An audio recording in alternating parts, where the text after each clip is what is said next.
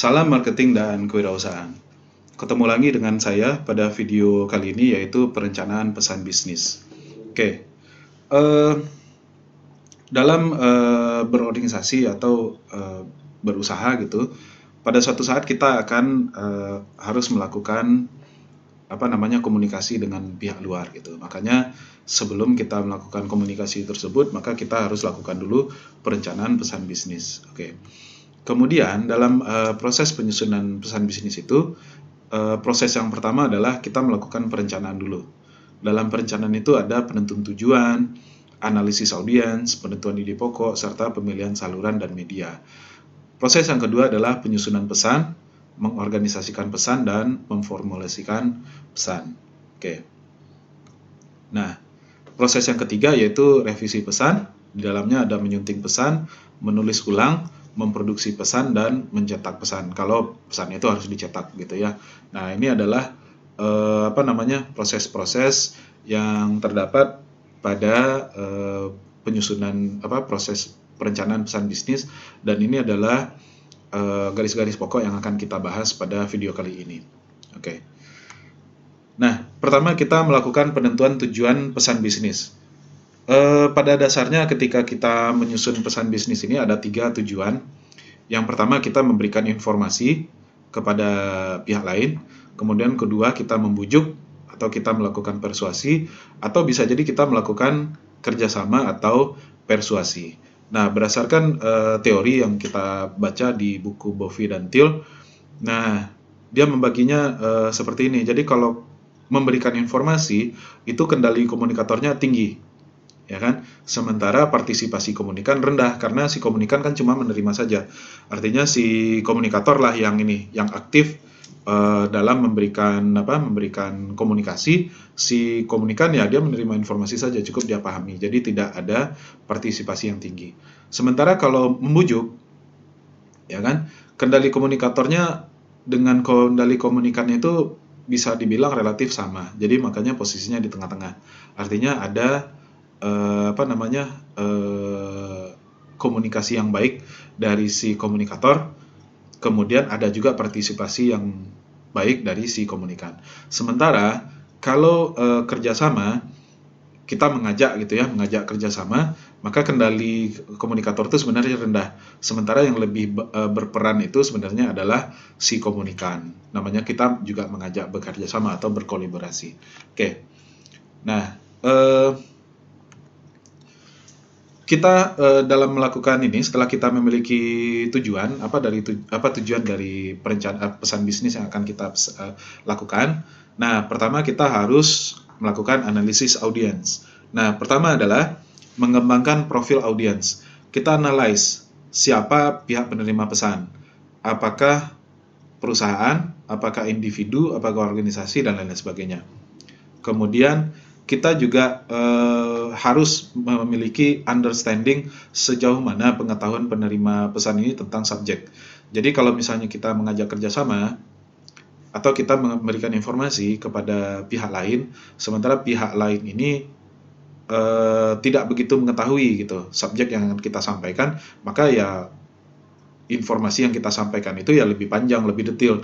Tapi kalau seandainya dia juga sudah tahu apa yang subjek yang mau kita minta atau yang mau kita sampaikan, ya kita tidak terlalu panjang, ya kan? Kemudian demographics, berapa umur, jenis kelamin, pendidikan penerima, karena hal tersebut juga akan menentukan respon dari si audiens tersebut. Misalnya umur, itu akan sangat menentukan. Bagi yang berumur milenial, generasi milenial, mungkin surat menyurat misalnya atau pesan itu bisa dibikin secara efektif atau efisien gitu ya, secara singkat. Tapi bagi generasi yang lebih tua, ya kan, yang lebih yang lebih perhatian terhadap detail gitu. Jadi pesan kita itu ya harus sangat harus sangat detail gitu. Harus sangat tidak boleh efisien gitu, harus betul jelas gitu ya. Kemudian interest, apa yang menarik perhatian penerima, serta environment atau lingkungan dari si penerima pesan kita tadi. Kalau di sini disebutnya apakah penerima bersahabat atau bermusuhan gitu. Ya tidak harus seperti ini. Bisa jadi environment ya lingkungannya lah, tidak harus bersahabat atau bermusuhan. Oke. Kemudian needs-nya. informasi apa yang dibutuhkan oleh si penerima. Kemudian customize, kita lakukan penyesuaian bagaimana si pesan ini bisa diterima oleh si ini penerima pesan dengan baik. Kemudian expectation, apa yang diharapkan oleh si penerima dari pesan yang kita sampaikan tersebut. Oke. Ini adalah analisis audience. Jadi dalam berkomunikasi sebenarnya audiens inilah yang paling menentukan efektif tidaknya sebuah komunikasi. Kadang-kadang dalam berkomunikasi itu tidak dilakukan analisis audiens, dibikin saja pesan misalnya, itu bisa terjadi salah paham. Contoh yang sederhana saja, misalnya ketika Anda mengirim pesan kepada sesama teman dan kepada dosen pasti berbeda, karena Anda sudah melakukan analisis audiens dulu. Kalau mengirim pesan kepada teman, walaupun pesannya sama, intinya adalah misalnya apa ya, misalnya menanyakan besok kita kuliah atau tidak misalnya. Kepada teman ya bisa langsung saja, besok kita kuliah nggak gitu. Nah, kenapa? Karena kita sudah tentukan ininya apa, audiens kita tahu, teman kita sendiri. Kalau kita kirim pesan seperti itu ya nggak masalah. Tapi kalau kepada dosen kita kirim pesan seperti itu, bisa jadi salah paham nanti, ya kan? Bisa jadi Anda dianggap tidak sopan, dianggap dianggap ya kurang bagus lah. Kalau kepada dosen gimana ya, diucapkan salam dulu, diperkenalkan diri dulu, di apa dulu, baru disampaikan tujuan kita, besok kuliah nggak Pak atau Bu gitu misalnya. Jangan lupa terakhir ditutup dengan terima kasih. Jadi komunikasi itu efektif tidaknya itu adalah ditentukan oleh audiens. Makanya ketika kita sudah tahu tujuan dari komunikasi kita itu apa, hal berikutnya kita lakukan adalah kita harus analisis dulu audiens yang menerima ini siapa gitu. Jangan sampai kita salah menyusun ini pesan karena salah audiens gitu ya. Kita menyangka audiensnya seperti ini, ternyata berbeda. Kalau kita menginformasikan, siapa tahu nanti informasinya jadi salah diterima. Atau kalau kita mengajak kerjasama, dia nggak mau jadinya kerjasama dengan kita, betapa ruginya. Oke. Selanjutnya setelah analisis audiens, ya kan? Nah ini masih ada ya. Langkah selanjutnya adalah mengenali penerima primer atau siapa tujuan utamanya. Kemudian menetapkan jumlah dan komposisi audiens, mengukur tingkat pemahaman audiens dan memperkirakan reaksi penerima. Ini sebenarnya bahannya sudah ada di belakang tadi, gitu ya. Ini kalau Anda bertanya kok sepertinya saya tidak menguasai PowerPoint yang saya punya gitu. Ya memang ini memang PowerPoint-nya saya ambil aja dari internet. Saya menjelaskan saja gitu ya. Oke. Kemudian 6, memenuhi kebutuhan informasi audiens, ya kan? Temukan apa yang ingin diketahui audiens. Antisipasi pertanyaan yang tidak diungkapkan. Berikan informasi yang diperlukan, pastikan bahwa informasi yang diberikan akurat, tekankan gagasan yang paling menarik bagi audiens. Kemudian memuaskan kebutuhan emosional dan praktis audiens. Nah, kemudian selanjutnya penentuan ide pokok, ya kan? Penentuan ide pokok itu pertama memerlukan pengalaman dan kreativitas. Ada 3 cara yang bisa kita lakukan. Pertama adalah dengan melakukan brainstorming. Brainstorming ini adalah kita kita ajak diskusi teman kita, ya kan? Kemudian kita saling bisa jadi saling bertanya, bisa jadi saling membantah, bisa jadi saling memberikan masukan. Brainstorming itu seperti itu. Jadi kita ya seperti storm saja gitu, seperti badai saja otak kita. Sehingga muncullah, oh ini yang mau kita sampaikan. Misalnya kita mau mengajak kerjasama, itu kan susah tuh. Kalau seandainya kita mau mengajak perusahaan lain bekerja sama, kenapa kok dia mau bekerja sama dengan kita? Apa keuntungannya bagi dia? Nah, itu tentu tidak bisa kita pikirkan sendiri, maka kita kumpulkanlah misalnya teman-teman kita atau pihak-pihak yang ada di organisasi kita lakukanlah diskusi yang disebut sebagai brainstorming, gitu ya. Nah, kemudian bisa juga kita minta petunjuk atasan. Ini cara yang paling gampang, sistem senioritas. Jadi meminta petunjuk atasan dalam menentukan ide pokok. Ya ini cara yang paling gampang dalam organisasi ya biasa saja. Jadi kalau kita misalnya sudah brainstorming dan kita juga ini kira-kira sudah bagus belum ya minta saja petunjuk atasan. Kenapa? Atasan itu kan ada alasannya kenapa dia jadi atasan. Pasti dia lebih kreatif, lebih bagus gitu ya, atau lebih berpengalaman daripada kita, sehingga ya cocoklah diminta petunjuk, ya kan? Kemudian bisa juga kita mencontoh kepada kejadian-kejadian yang sudah dilaksanakan. Misalnya kita sudah pernah mengirim pesan kepada perusahaan A untuk mengajak kerjasama misalnya. kita sekarang juga mau ngajak kerja sama perusahaan B, ya kita tiru aja. Ini kan dulu sudah pernah dilakukan ke perusahaan A, kita kirim lagi ke perusahaan B, tapi kita sesuaikan, ya kan? Jadi metode ketiga itu adalah meniru kebiasaan atau situasi dan kejadian yang berulang, ide pokok relatif sama, maka bisa dikerjakan.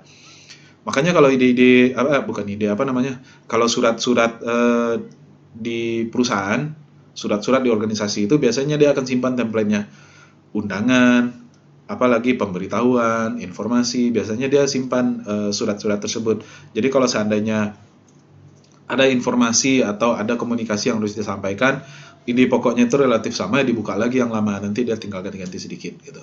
Oke. Kemudian misalnya contoh ini ya, topiknya adalah iuran anggota koperasi. Ide pokoknya iuran anggota merupakan sumber dana koperasi. Itu ada ide pokoknya, kita sudah dapat gitu ya. Ide pendukungnya, manfaat yang diterima lebih banyak dari uang yang dikeluarkan. Pembayaran iuran tidak memberatkan dan merepotkan anggota. Itu informasi yang kita sampaikan gitu. Oke. Nah, ketika kita sudah dapat gitu ya, kita sudah punya tujuannya sudah jelas, kemudian kita juga sudah tahu audiensnya, kita juga sudah susun ya kan pesannya, maka kita tentukan salurannya lagi. Nah, saluran komunikasi ini ya kan bisa kita lakukan secara lisan. Secara lisan itu kita melalui kata-kata saja, kata-kata dari mulut gitu ya. Nah, dapat digunakan apabila diperlukan umpan balik secara langsung dari penerima. Jadi kita misalnya yang nggak terlalu formal gitu, kita butuh jawaban sekarang, ya telepon aja langsung, ya kan? Nah, pesan relatif sederhana dan mudah dimengerti, karena begitu kita ada yang tidak sederhana dan ada yang tidak dimengerti, kan langsung umpan baliknya kan langsung, mohon jelaskan apa tadi maksudnya, nah kita bisa langsung jelaskan. Kemudian tidak memerlukan catatan permanen, penerima dapat dikumpulkan dengan mudah dan ekonomis. Kemudian mendorong interaksi untuk pemecahan masalah dan pengambilan keputusan, karena dia bersifat langsung. Kalau komunikasi lisan itu kan langsung ada umpan baliknya gitu ya, sehingga ada interaksi. Bisa juga kita gunakan saluran komunikasi tertulis. Ini bisa digunakan apabila tidak memerlukan umpan balik secara langsung. Kita butuh umpan balik tapi tidak langsung, bisa jadi kita umpan baliknya nanti misalnya 1 atau 2 hari lagi, nggak masalah, misalnya kita gunakan aja tertulis. Kemudian pesan itu terinci dan kompleks, kita nggak boleh salah. Kalau seandainya kita lisan, itu ada kemungkinan kita menyampaikannya ada yang terlupa atau ada yang tertinggal. Sementara kalau komunikasi itu harus terinci dan kompleks, maka ya supaya tidak salah ya langsung aja tertulis. Kemudian memerlukan perencanaan yang seksama, memerlukan catatan permanen, penerima dalam jumlah banyak. Ya bayangkan kalau lisan, gimana caranya komunikasi satu-satu gitu ya. Kalau kita menggunakan tertulis pakai surat, misalnya kita bikin surat 1, tanda tangan, stempel, ya kita perbanyak kemudian disebarkan. Kemudian penerima sulit dijangkau karena tersebar secara geografis, ingin meminimalkan peluang distorsi atau ketidakpahaman, ya kan? Nah, jika kita membutuhkan hal-hal yang ini, maka sebaiknya kita menggunakan komunikasi tertulis. Oke. Kemudian media-media yang digunakan pada saluran lisan, misalnya percakapan tatap muka, kita bisa lakukan pidato, rapat, seminar, conference, dan lain-lain, telepon, voicemail, radio, dan lain-lain sebagainya. Sementara kalau yang tertulis bisa menggunakan surat, memo, laporan, email, SMS. Kalau zaman sekarang orang tidak tahu lagi dengan SMS, mungkin WhatsApp mungkin ya. Kemudian komputer, fax, telegram, pos biasa khusus, dan lain-lain sebagainya. Itu adalah yang tertulis. Oke.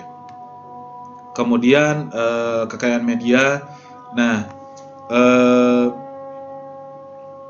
semakin kaya medianya, ya kan?